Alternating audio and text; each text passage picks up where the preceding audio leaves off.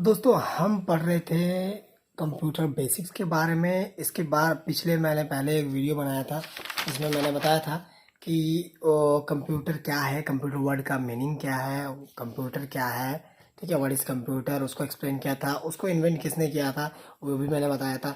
साथ साथ मैंने बताया था कि इनपुट कंप्यूटर कैसे काम करता है, 3 स्टेप पे काम करता है। Input, process, output. इनपुट कैसे देता है, आउटपुट कैसे देता है, प्रोसेस कैसे करता है। उसके बाद 2 कंपोनेंट्स होते हैं कंप्यूटर के, हार्डवेयर और सॉफ्टवेयर। हार्डवेयर कितने टाइप्स के होते हैं, सॉफ्टवेयर कितने टाइप्स के होते हैं, हार्डवेयर क्या होता है एक्चुअली में, हार्डवेयर डिफाइन कैसे होता है, हार्डवेयर एक्चुअली होता क्या है। ये सारे डिटेल्स के बारे में हमने पिछले वीडियो में पढ़ा था। इंटरनल हार्डवेयर क्या होता है, एक्सटर्नल हार्डवेयर क्या होता है, हार्डवेयर के बारे में हमने पढ़ लिया था। तो अब हम लोग पढ़ेंगे input devices. Computer basically 3 method पे काम करता है, इनपुट, प्रोसेस और आउटपुट। ये मैंने पिछली वीडियो में डिस्कस किया था। अगर आपने वो वीडियो नहीं देखा है तो मैं आई बटन पे आपको लिंक दे दूंगा, उसमें जाके देखिए। उसमें आपको बेसिक इन्फॉर्मेशन मिलेगी, साथ साथ उसके बाद आपको समझ में आएगा आगे क्या चल रहा है कंप्यूटर में। आपने अगर वीडियो नहीं देखा तो लिंक में मैं डिस्क्रिप्शन में साथ साथ आई बटन पे दोनों जगह दे दूंगा, वहां से आप जाके देख सकते हो सिंपली। अब हम बात करेंगे इनपुट डिवाइसेस। हम लोग को पता है कंप्यूटर 3 स्टेप पे काम करता है जिसका नाम है इनपुट, प्रोसेस और आउटपुट। अगर इनपुट मतलब जो भी डेटा हम कंप्यूटर को देते हैं उसको बोलते हैं इनपुट। और प्रोसेस मतलब हमारे दिए हुए डेटा और इंस्ट्रक्शन का वो जो रिजल्ट या सॉल्यूशन निकालता है उसको बोलते हैं प्रोसेस करना। और उसके बाद रिजल्ट जब हमें डिस्प्ले करेगा तो वो है आउटपुट, या रिजल्ट हमें किसी थ्रू दिखाएगा या किसी थ्रू प्रिंट करके दिखाए या किसी भी थ्रू दिखाए तो उसको बोलते हैं आउटपुट। तो ये 3 प्रोसेस पे कंप्यूटर काम करता है, इनपुट, प्रोसेस और आउटपुट। अब हम लोग जानेंगे इनपुट। अब कंप्यूटर को इनपुट देंगे कैसे? कोई तो डिवाइस चाहिए जिससे हम लोग कंप्यूटर को इनपुट दे सकते हैं। ऐसे तो कंप्यूटर को हम लोग बोलेंगे और वो सुनेगा नहीं, तो कोई तो इनपुट चाहिए, बोले और सुने, ऐसा भी इनपुट होता है। ठीक है, माइक्रोफोन के थ्रू भी हम लोग इनपुट देते हैं कंप्यूटर को। इनपुट डिवाइस क्या होता है? Basically the device which are used to give input to the computer are called input device। जो डिवाइस, ऐसे डिवाइसेस जिससे हम इनपुट दे सकते हैं कंप्यूटर को, उसको बोलते हैं इनपुट डिवाइसेस। ठीक है, जैसे ये आपके सामने माउस है, इसका नाम आपने जानता होगा, तो ये बेसिकली एक इनपुट डिवाइस है।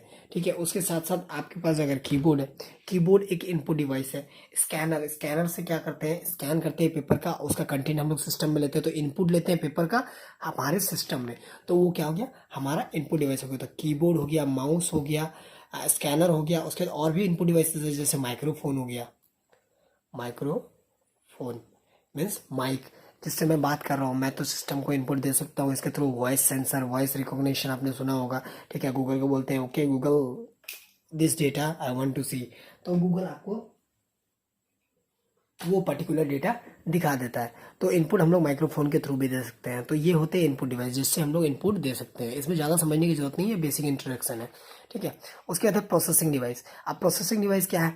कुछ ऐसे डिवाइसेस जिसकी मदद से हम लोग प्रोसेस कर सकते हैं। The device which is use to process the data as per the given instruction is called processing device. ऐसा डिवाइस जिसकी मदद से हम लोग कंप्यूटर को कोई भी इनपुट दिए, जैसे हम लोग सपोज एक एग्जांपल देते हैं, इनपुट दिए 4+2, ये इनपुट दिए, इसको प्रोसेस करने के लिए उसे कैलकुलेशंस करना पड़ेगा। तो जो डिवाइस उसके कैलकुलेशंस या कंपैरिजंस या फिर उसको स्टोर करने में हेल्प करता है, तो वो सारे होते हैं प्रोसेसिंग डिवाइस। मतलब डेटा के साथ मेन काम जो करता है वो करता है प्रोसेसिंग डिवाइस, तभी हमें रिजल्ट मिलता है। मतलब रिजल्ट को जो कैलकुलेशन का काम बेसिकली बोल सकते हो जो करता है वो है हमारा प्रोसेसिंग डिवाइस। जो डेटा को प्रोसेस करता है हमारे दिए हुए इंस्ट्रक्शन पे, मतलब हम लोग जो इंस्ट्रक्शन देंगे उसी पे वो काम करेगा, उसके अलावा वो काम नहीं करेगा।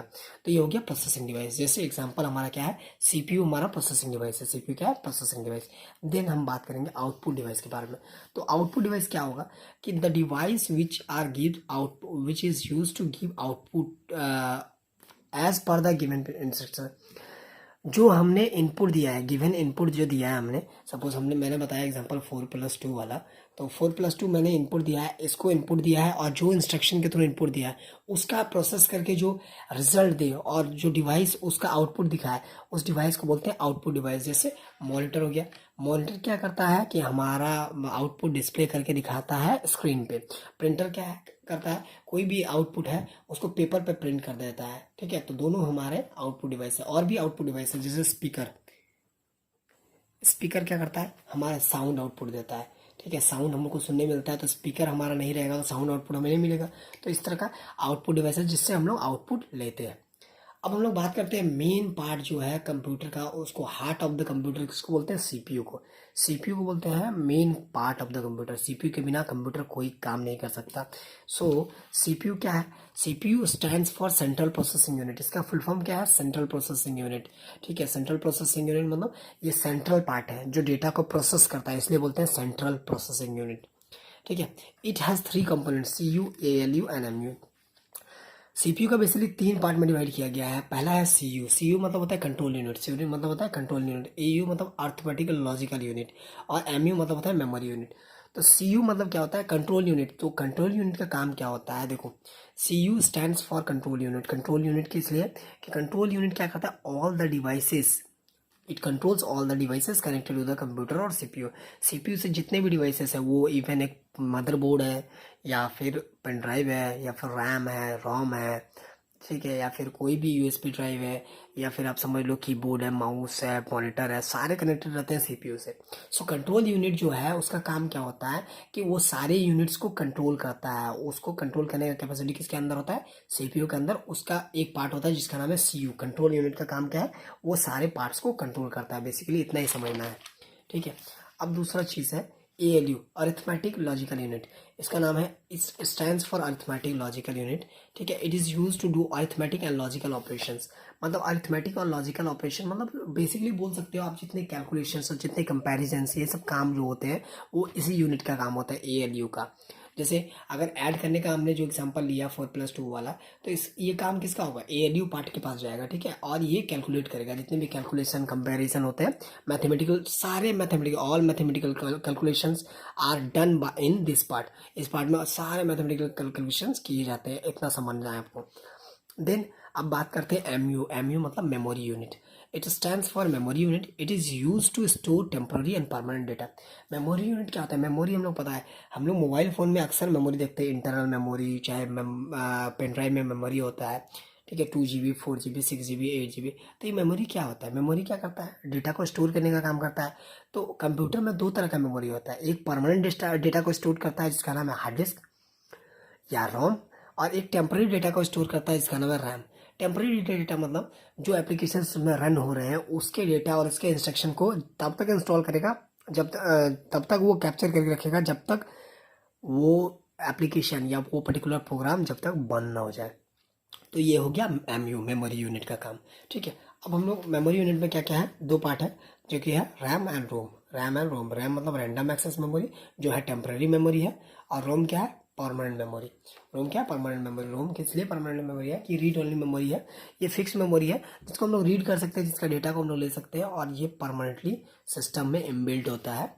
ठीक है, और ये परमानेंट मेमोरी है, इसमें जो भी डेटा सेव होता है या इंस्ट्रक्शन सेव होता है वो हमेशा रहता है सिस्टम में। अब डिटेल पढ़ते हैं रैम और रोम के बारे में। रैम क्या है, it stands for random access memory. इसका मैंने बताया कि इसका फुल फॉर्म है random access memory. It stores the data and instruction on temporary basis.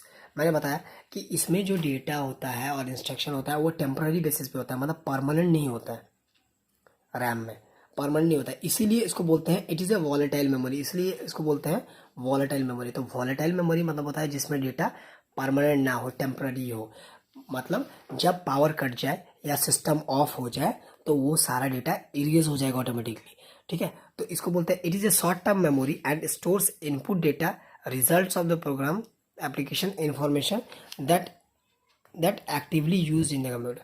मतलब computer, suppose let us give an example, एक एग्जांपल देता हूँ आपको कि आप सपोज क्रोम ओपन किए हो। क्रोम एक एप्लीकेशन है जो इंस्टॉल्ड है आपके सिस्टम में, उसको ओपन किया। जैसे ही उसको ओपन किए एक प्रोग्राम चलने लगता है क्रोम नाम का आपके फाइल मैनेजर में। ठीक है, फाइल मैनेजर या डिवाइस मैनेजर बोल सकते हो, उसमें आपका एक क्रोम नाम का एप्लीकेशन चलने लगता है। वो क्रोम में आप जो जो काम करते हो वो एप्लीकेशन वो स्टेप बाय स्टेप उस प्रोग्राम में चलते रहता है, चलते रहता है। और जब आप उस क्रोम को ऑफ कर देते हो, बंद कर देते हो पूरी तरह से, तो वो जो डेटा स्टोर हुआ है ना रैम में, वो डेटा हट जाता है। जैसे सपोज एक एग्जांपल देते हैं आपको, ये आपका रैम है, सपोज ये 4 GB का रैम, 4 GB का रैम है।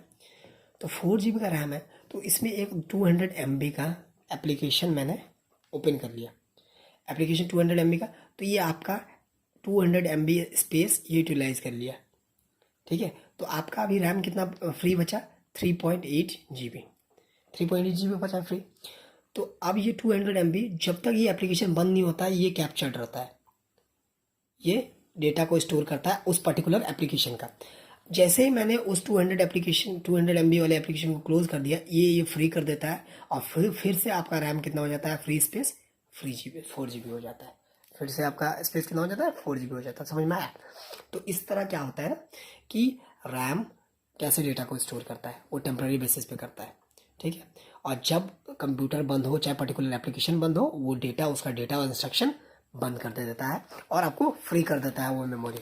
अब बात करते हैं हम रोम के बारे में। रोम क्या है? It stands for read only memory. ROM क्या है? It stands for read only memory. मतलब इस रीड ओनली मतलब होता है कि इस मेमोरी को हम लोग सिर्फ पढ़ सकते हैं, मतलब हम लोग यूज़ कर सकते हैं, लेकिन उसमें हम लोग एडिट या चेंजेस कोई भी चेंजेस या कोई भी एडिट नहीं कर सकते उस मेमोरी में। उस डेटा को कहीं रिमूव नहीं कर सकते, ना ही उस डेटा को कोई भी चेंजेस ला सकते हैं। तो it is a permanent memory that use to store important control programs. मतलब कुछ इंपॉर्टेंट कंट्रोल प्रोग्राम, जैसे बूटिंग होता है, कंप्यूटर सिस्टम स्टार्ट होता है तो बूटिंग होता है, चाहे फंक्शन कीज के जो काम है प्रोग्राम्स है, या बायोस है, हमारा एग्जाम्पल है बायोस। सो इस तरह के डेटास को वो अपने अंदर रखता है, ठीक है, जो कभी इरेज नहीं होता। It is a non volatile memory. Non volatile memory मतलब जैसे मैंने बताया था रैम में क्या हो रहा था, वॉलेटाइल मेमोरी था, तो मतलब जैसे ही सिस्टम ऑफ कर रहे थे उसका सारा डेटा डिलीट हो जा रहा था। लेकिन रोम जो है नॉन वॉलेटाइल है। आप कितनी बार भी सिस्टम ऑफ करोगे या सारे एप्लीकेशन ऑफ करोगे, कंप्यूटर को फॉर्मेट कर दोगे, तब भी इसका डेटा ख़त्म नहीं होगा, तब भी इसका डेटा सेम का सेम रहेगा और आप उस पर चेंजेस भी नहीं कर सकते, ना ही एडिट कर सकते हो, ना ही डिलीट कर सकते हो। इसीलिए ये परमानेंट मेमोरी है और ये वॉलेटाइल नॉन वॉलेटाइल मेमोरी है। तो होप आपको समझ में आया जितने टॉपिक्स मैंने बताए। आज मैंने बताया इनपुट डिवाइस क्या है, प्रोसेसिंग डिवाइस क्या है, आउटपुट डिवाइस क्या है, सीपीयू क्या है। सीपीयू में 3 पार्ट्स होते हैं, क्या क्या होते हैं, सीयू, एएलयू, एमयू। तो इसको मैंने एक्सप्लेन भी किया, सीयू क्या होता है, एमयू क्या होता है, एएलयू क्या होता है और रैम रोम क्या होता है। तो इस वीडियो में बस इतना ही। मिलते हैं अगले वीडियो में, उसमें मैं बात करूँगा मेमोरी के बारे में, प्राइमरी मेमोरी क्या है, सेकेंडरी मेमोरी क्या है। उसके बाद और भी डिटेल में जाएंगे हम धीरे धीरे, ठीक है। तो बस इस वीडियो में इतना ही। मिलते हैं अगले वीडियो में। और अगर अपने चैनल को सब्सक्राइब नहीं किया तो चैनल को सब्सक्राइब कीजिए और वीडियो को लाइक ज़रूर कीजिए। इसी तरह का इन्फॉर्मेटिव वीडियो आपको मिलेगा, ठीक है। तब तक के लिए goodbye and keep watching.